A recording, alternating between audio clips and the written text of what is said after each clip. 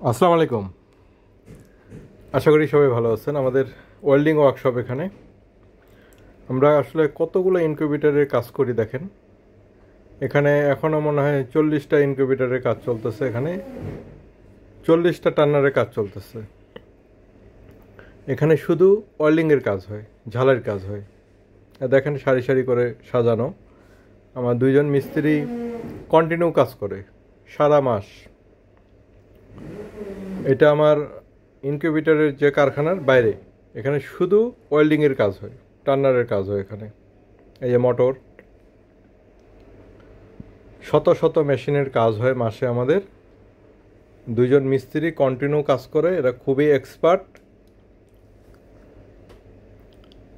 আর যারা ছোট্ট ছোট্ট জায়গার মধ্যে কাজ করে তারা কিভাবে করে আমি জানি না, কারণ আমার এগুলা ভাগ ভাগ করা, তারপরে আমার মনে হচ্ছে যে জায়গা কম হচ্ছে। এটা কিন্তু 400 সেটার 200 হেচার, এটা হচ্ছে সামনে যেটা দেখতে পাচ্ছেন 800 সেটার 400 হেচার। এই যে ভ্যানে লোড হচ্ছে।